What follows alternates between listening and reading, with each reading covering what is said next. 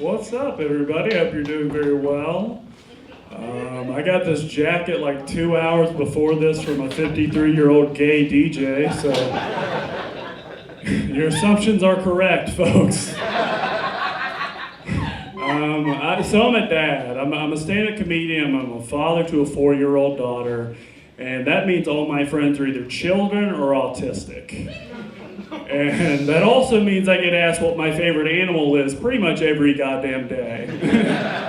And I always say the same thing. I say a praying mantis is my favorite animal because it's the only animal that I know is religious.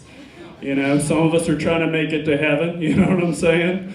But I like that. That's fun. You'd think there'd be more religious animals like a deacon sloth or something, I don't know.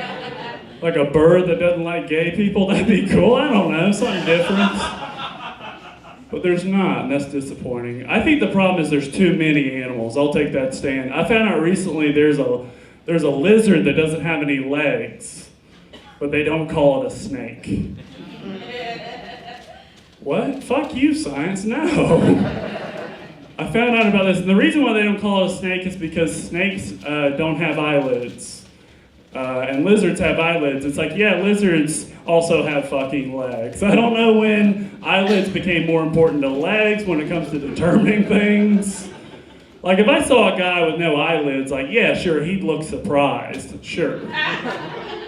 But like, if I saw a guy with no legs, I'm not looking that guy in the eye. Are you crazy? All right, I know, you pulled back, and I understand why. Another thing is alligators and crocodiles don't need to be separate animals. Those can be one thing, right? Combine them.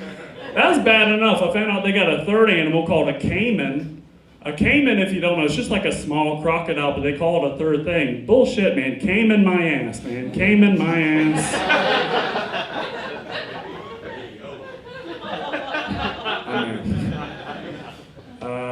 I have a weird family and I have a weird relationship with animals. I found out that ants are the strongest animal pound for pound. Like, apparently a colony of ants can support an entire skyscraper, which is crazy because my Aunt Wanda can't even support my goddamn comedy career. So that's not as bad. I got an uncle that I haven't talked to in 3 years. And I got another uncle that's a meth head that I talked to the other day. But the uncle I haven't talked to in 3 years, he's a weird guy. He's got short hair, glasses, t-shirt tucked in over a bit of a gut into some like really light colored denim jeans. Picture Hank Hill from King of the Hill. That's my uncle. Peggy, that guy is my uncle. And he's like so normal. Like, I've never heard him curse, never heard him say anything bad. And he's so normal compared to the meth head that's like annoying. That wasn't until I asked him about his wedding ring one day. And he goes, oh yeah, this thing's tighter than a snake's pussy. I was like, oh my God. That was 3 years ago. I haven't spoken to him since then. So if you hear from him, you know, it's fun times we're living in. My great-granddaddy was a miner. He was 17 years old when he died. That joke's not for everybody. I'll say. There's two types of miners. We'll move on. My great aunt actually lived during the Great Depression. I was talking to her about it one day when I was a little kid, and she was telling me it's very hard, a lot of hungry nights, and that was very sad. But then she showed me a picture of her and her family during the Great Depression, and my great aunt was fat during the Great Depression.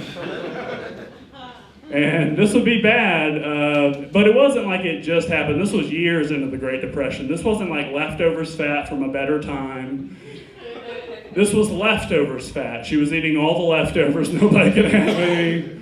It was sad. I was giving her the business, and she was reeling back. She goes, it was actually pretty sad because I had to share a house with 7 siblings. I was like, is that after you ate 3 of them, Grandma? I mean, come on, what are we doing? Like I said, I'm a father of a 4-year-old, and that's a lot of fun. I love being a dad. I get to play a lot of games with her.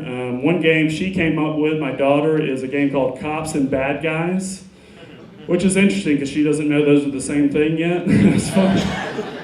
You know. Her favorite show is Paw Patrol, which is also interesting because they have a police dog on Paw Patrol named Chase the police dog, which is kind of weird.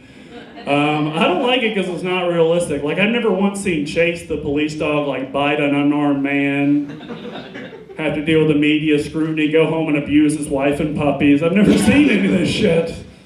Thank you guys so much. I've been Levi Crumley. Thank you, Tommy.